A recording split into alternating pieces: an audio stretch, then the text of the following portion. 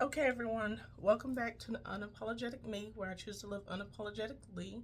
I am going to try and go ahead and just jump right into this reading. As many of you know, it is, I want to say it's Tuesday, excuse me, going into Wednesday. I do apologize that it took me a couple days to actually get through this reading. I think I'm going to start doing it on my weekends and not the weekends since the two don't line up. Doing it on my weekends will allow me enough time to actually look at the readings in full.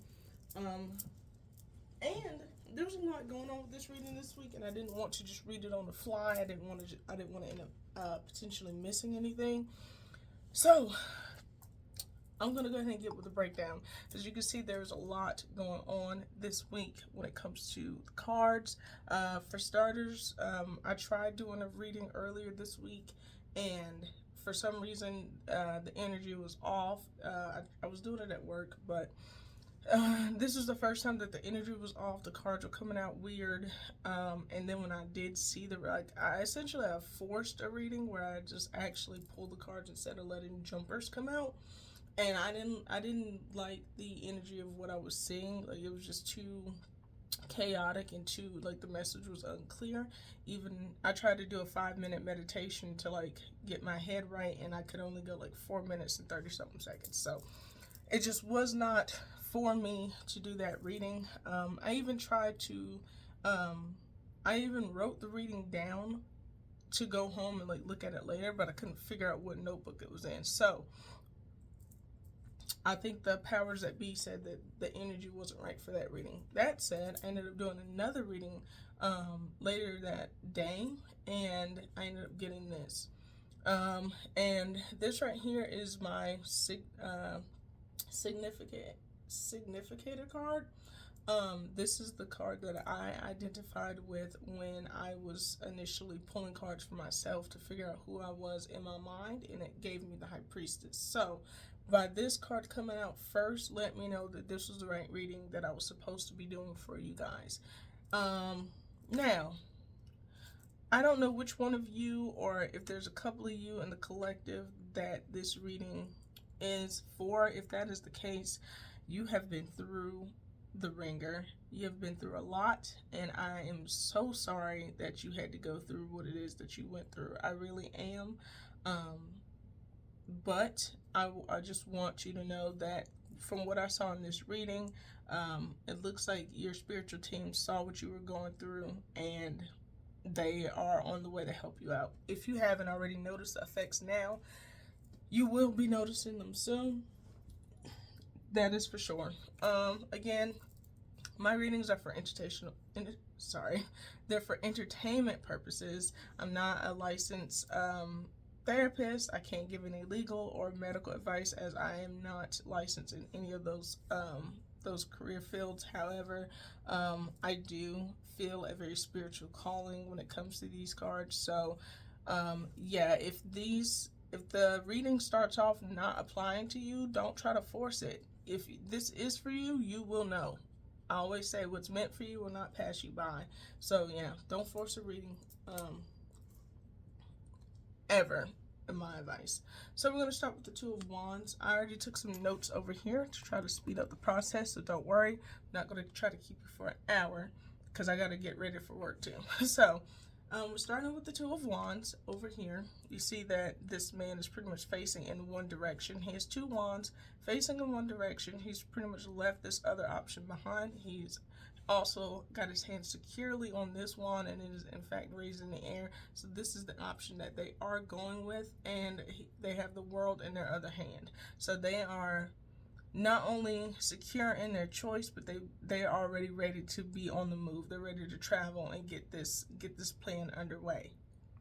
And then you also have the Ace of Swords, which usually speaks of new beginnings in some way, shape, or form, with the hand coming out of the cloud, which means that this opportunity is divinely guided. You have the Moon, which is usually for times of introspection. Also, this can symbolize things coming to light, or things that will be getting brought to light. The World is a pretty optimistic card. It's talking about abundance. It's abundance, fulfillment, harmony, completion, wholeness, accomplishment, travel. The Hermit in reverse. These two are, well, these three. It's very interesting that in this reading there was three major arcanas back to back to back. So that means in the beginning, there was whatever this choice was is about to kick off something major in this person's life. Yeah, something major, and it's going to affect them in multiple aspects of their life. So that's awesome. I'm so happy for them. So, Two of Wands, developing ideas, goals, involvement in a creative project, taking actions, choices. You're beginning to assert yourself, taking charge of an endeavor. Upright, the two shows you waiting to see results in a venture. You feel confident of your success. You may accept advice or assistance from someone else, but you won't compromise your position or leadership. You may also be curious about a new spiritual avenue or self-development or self-improvement. The Two of Wands encourages you to explore that. Embrace the new and exciting. Dive deep into learning more about what's piqued your interest. So whatever it is that you're planning on doing, you got the full support of your divine team. Ace of Swords, focus, beginnings, new ideas, opportunity, truth, clarity. This indicates success through the use of mental means or spiritual growth. You're using your intellect in a clear, focused way, devoting yourself to a goal. An opportunity is being offered to you. Grab it. Sometimes this card points to a breakthrough or inspiration. Your guides see big things on the horizon. I told you, big things. Major arcana energy coming in. Big things on the horizon for you, and a breakthrough is coming soon. New ideas are swirling around in your head, and your energy is expansive and inspired. You're being nudged to embrace new opportunities. The Moon. You are tuning into your lunar energies. You're becoming more aware of your feelings and inner life. The Moon suggests psychic ability. You can sense other people's vibrations because you're connected to the information network of the invisible world. Pay attention to your dreams, feelings, instincts, and intuition. It can also indicate a time of increased imagination and creativity. Additionally, or slightly conversely, it may indicate that you're so wrapped up in fear and anxiety right now that you're not thinking or seeing something clearly. Your guides are asking you to believe in yourself. It's not as bad or as dire as you're imagining. You can do this. So, you already saw a little bit of a peek as I was reading it and messing with the cards. But I got really interested at this part of the reading because of something like this, especially when the moon comes out. Sometimes it can indicate, so like right here it says anxiety, fear, illusions, intuition, unexpected drama, unseen problems. So because I know that is also a possibility, I wanted to know what was behind this moon. What was behind this moon kicking in, bringing this into the reading? And I saw that it was the Queen of Cups reversed. Now, the Queen upright is a very nurturing, motherly card. She's usually like a maternal figure that, you know, brings in, let's see, compassion, intuitive comfort, caring, nurturing person, healing, support. So usually when she's flipped in reversed, she brings in a lot of negative energy, martyrdom, insecurity, dependence, addiction, smothering, fragile. Sometimes she can even be manipulative. So it seems like there may have been a person with either a lot of feminine energy, or it could have been a woman or some type of maternal figure in your life that could have been behind that was causing that fear and anxiety in that decision on what you were going through. So I wanted to read up on her as well. It says it can indicate jealousy or envy that you are feeling, or that someone is feeling of you. It can also point to feeling suspicious or cautious of others. This card may be asking you to open up about your feelings without worrying about being rejected or judged. You may not be listening to your intuition and the messages being sent to you. Take time to reflect. So yeah, you will be getting sent messages. You will be getting sent some nudges from the divine, and usually it's in the form of dreams or synchronicities. So those things that you may end up seeing, especially if you're seeing repeating numbers. A lot of people see repeating numbers all the time and they're curious as to like what those things mean. When you see repeating numbers, stop and ask yourself, what were you just thinking about? What were you thinking about? What were you reflecting on? And that might help you. I would also say look up the number in which you keep seeing, and that advice that you keep seeing with angel numbers or numerology might give you a bit of divine guidance or advice as to what it was you were thinking of specifically. So there's that. The world, you're being guided to reflect on all you have been through. This card also suggests stepping into the next phase of your spiritual journey and personal growth. Harmony reigns and you are progressing in accord with your destiny. Success is assured when the world appears upright. Everything is available to you. Honors, love, happiness, abundance. Whatever you undertake now will prosper. A financial endeavor, a career move, relationship. An old cycle has ended and a new one is beginning. See? Boom. Already bringing it in. But then I saw this part, and I was curious as to if everything is about to be on the up and up, what would push this person into the Hermit reverse? Like, why would you almost want to go into seclusion? And right after that is the Nine of Candles from my Biblical Tarot deck. And it has Satan tests Job. In all this, Job did not sin by charging God with wrongdoing. So, this right here, this combination was one of the reasons why it took me so long to get this reading out, because I was not super familiar with the story of Job. I just knew that Job had been through a lot, and I wanted to do your reading, or I wanted to do the reading for the collective justice, especially if I'm going to utilize the Biblical Tarot.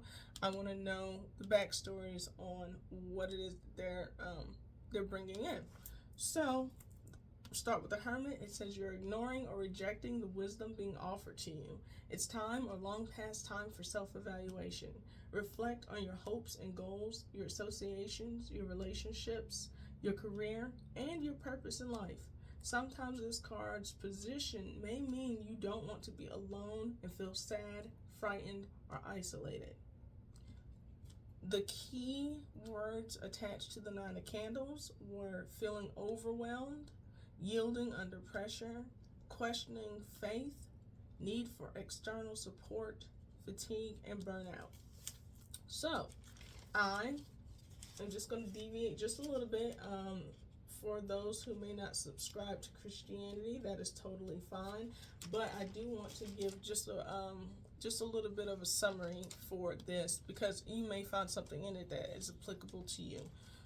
So, one of the things is at the time, Job was one of God's favorite servants. He just loved how Job loved him and how Job praised him. And one day, Satan came along to speak with God, and God essentially was very proud of his servant. He was proud of the love of his servant. And so he told Satan, was like, hey, this is my favorite servant right here. This man right here loves me more than anything in this world. Satan said, of course he loves you. You've given him everything. He has everything a man could want. He has family. He's been prospering. He has wealth. He has health. Like, he has all those things, but you take all those things away from him and he will turn against you. He will curse you. And God said, no, not this one. This is one of my own. There's nothing that can happen to him that will make him turn from me. And essentially, Satan was like, want to bet?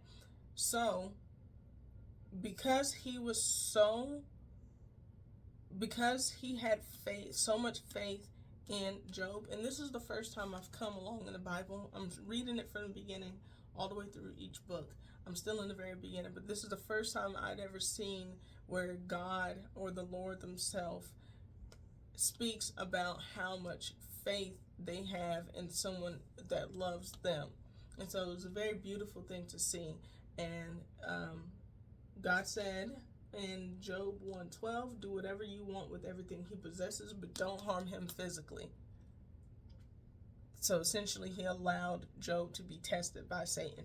Now, here's everything that happened to Job. It was rough. His oxen and donkeys were stolen, and his farm hands were killed. Fire from the sky burned up his sheep and all the shepherds.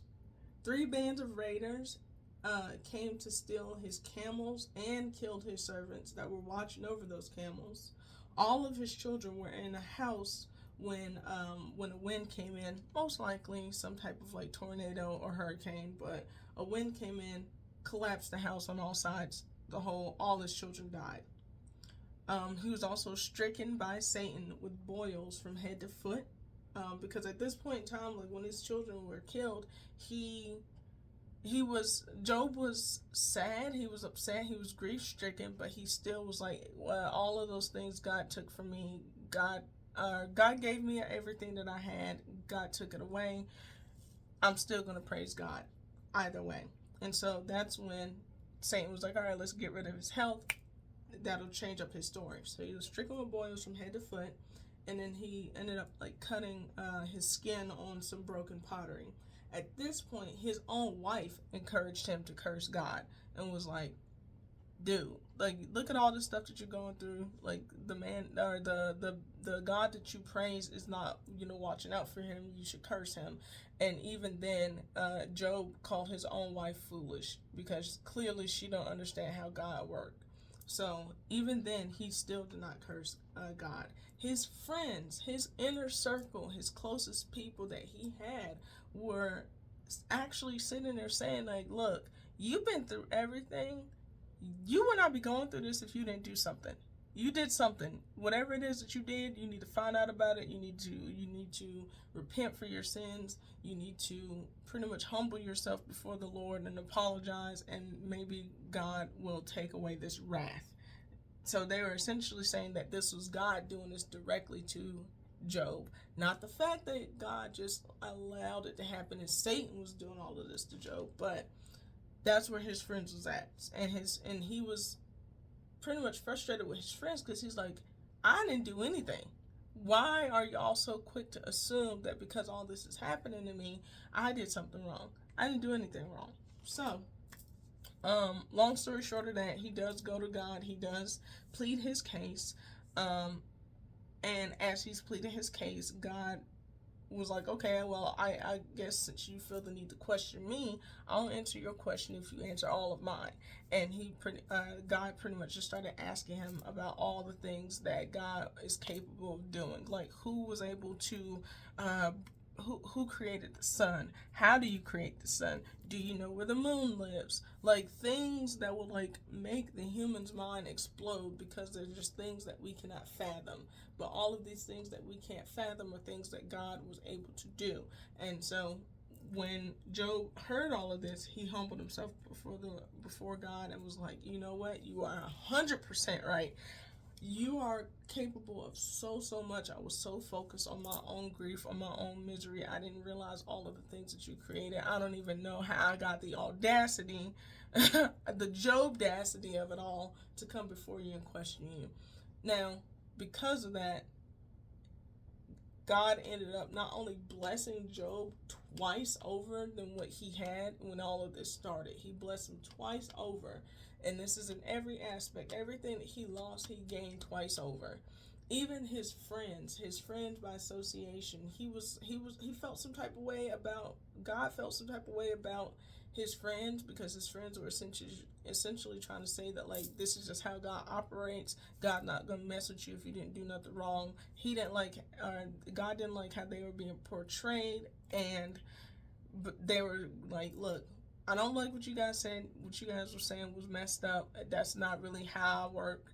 But I'm going to forgive y'all. I'm even going to bless y'all because I'm going to ask Job to intercede on y'all's behalf, and I'm going to hear his prayer. So that's how all that got squashed.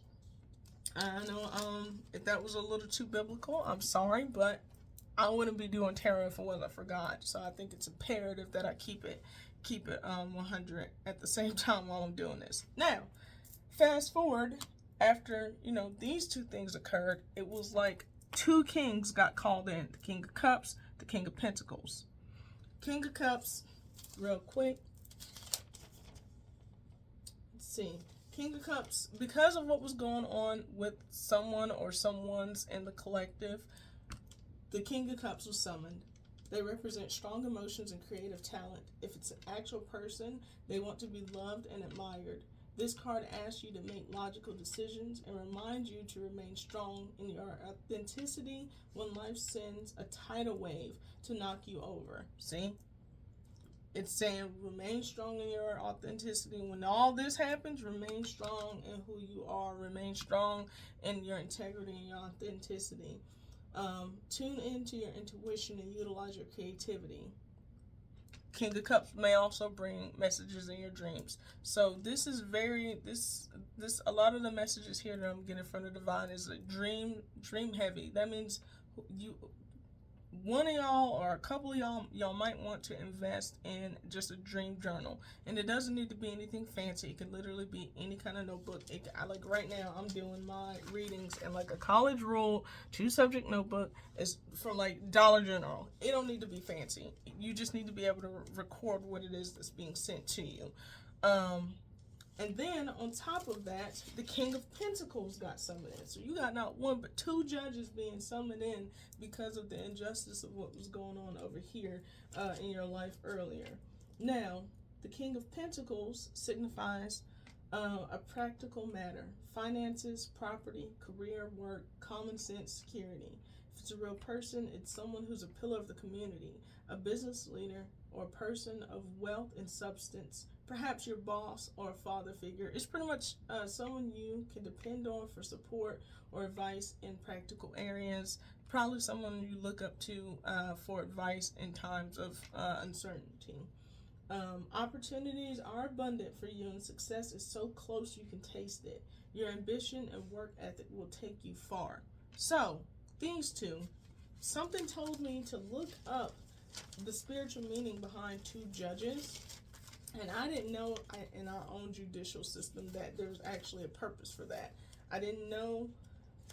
And so I learned a little bit about the legal system as well during this reading. I learned a lot, which is why it took me so long to get this reading out for y'all. But again, I'm being told it's imperative that y'all know this as well. So when two judges are being called in, it's called a division bench. It's pretty much to ensure a second opinion. Like the first judge can get a second opinion from the second judge, and it's to help reduce bias, any personal bias that the first judge may have about the case that they are presiding over. The second judge comes in and kind of adds that, equals those scales a little bit, so that they're not making their ruling based off personal biases. It's typically brought in to deal with a complex or high stakes type of issue. It's to promote fairness, reduce errors, and ensure a more comprehensive approach to legal decision making. So I was like, okay, you got two judges being called in. All right, what's gonna happen? What are they calling? What are they gonna be determining? They call justice. They call in justice for this person's plight. They saw what was going on, and they called justice to come down on the situation. Justice. Let's see here.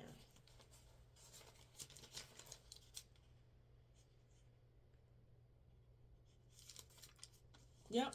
So for your justice card, it's saying look to your inner self for guidance. Don't solely rely on human advisors. Deliberate calmly and carefully. Weigh in all the factors before taking action or reaching a decision.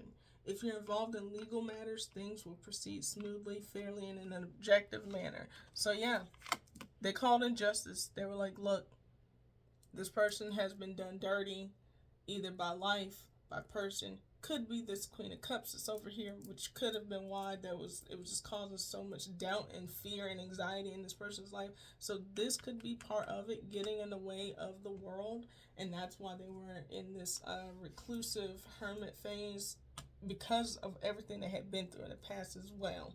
So they were like, nope, we've seen enough, we've heard enough, justice. They're calling, and this isn't just justice. Like, if you can see, like, this person's sword is upright in their hands. There's a scale calling in the two judges here. They're calling in divine justice on this person's behalf. This justice is coming straight from the divine. And these two are calling it in on that person's behalf. So after that, this is my favorite part of the reading. This is when it gets like really beautiful. The Two of Cups is typically talking about a union. It is a union of someone who is, as they say in the Bible, equally yoked. Equally yoked. Like, sure, like at first when I first saw this, I thought it was just this man reaching out to take this person's cup. But I'm looking, and like her arms are also slightly extended. So it's like they're both reaching out for one another. He's reaching to put his hand on her cup, but she's also offering her cup to be touched by this man. You also see a bit of synchronicity with the two snakes. I forget what it is in the medical medical world, but this reminds me of that as well.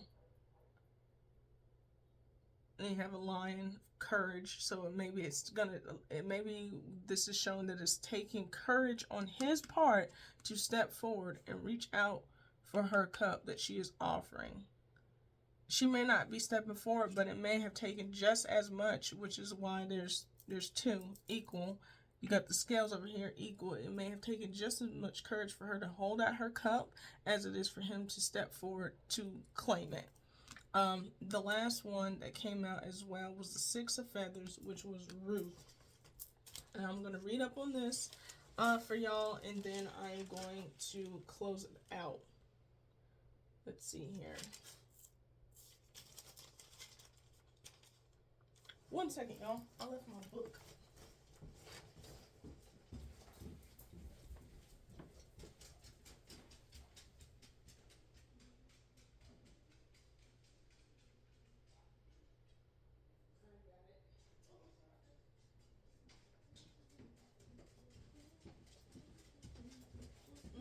Okay.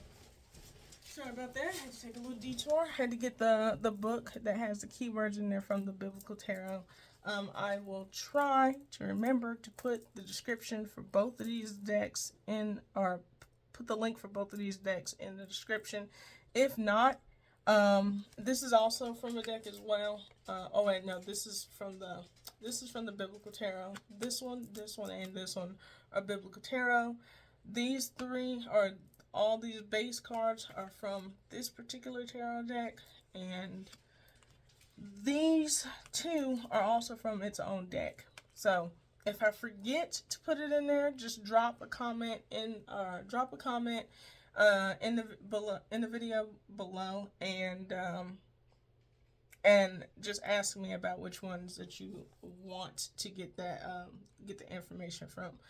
I love these three decks. But wrapping it up, the Six of Feathers says, leaving behind hardship, journey to a new beginning, loyalty and commitment in transition, facing the unknown with hope, redemption and renewal.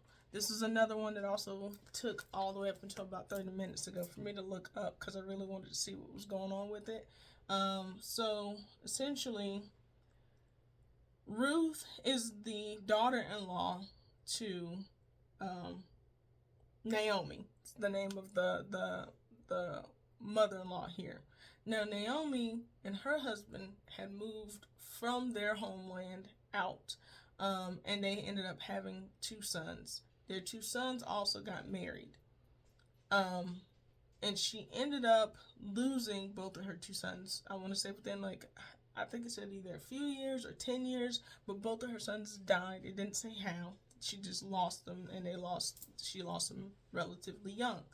Now, she had heard word that back in her hometown, they were essentially handing out land to the people who lived there and other things. So she wanted to go back to her homeland. And so she pretty much told the daughters-in-law, like, hey, I'm going to go back to my hometown. I'm going to go back home. There's pretty much nothing for me out here anymore.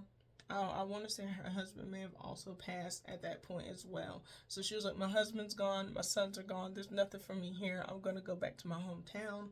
You two are still really young. Y'all are still young enough to remarry and continue on. I don't want to drag y'all down with me. I'm just going to go home, because clearly the Lord was mad at me, shook his fist at me, and took my sons and my husband. So I'm just going to go back in solitude. Now, at first, both girls wanted to stay with Ruth, but she was adamant. She was like, no, you guys go home to your families, go home to your gods. I will be okay. The first daughter-in-law did leave. I can't remember her name right now, but Ruth, she didn't leave. And before Naomi could start it up again to send her away, Ruth said, don't ask me to leave you and turn back. Wherever you go, I will go. Wherever you live, I will live. Your people are my people. Your God will be my God. Wherever you die, I will die, and there I will be buried. May the Lord punish me severely if I allow anything but death to separate us. So, I'm applying it to this reading, that's the energy that's happening here. When they call down justice, they call down justice swift and hard, and this person is about to have that rock by their side. Whoever this person is, a collective, they're about to have a Ruth by their side who's not going anywhere. I just heard the phrase come hell or high water. So this person is in it. This person is, they in it for the long haul with you. So I do think that's beautiful. And I do believe that not only is this justice calling in this beautiful divine union for whoever it is in the collective, but I also think that everything that they lost, just like with Job, they're about to get, and they're about to get it in spades. So with that being said,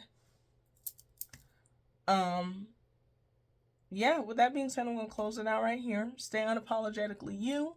If you would like to get a reading individually, just reach out. You can hit me up at theunapologeticme23@gmail.com.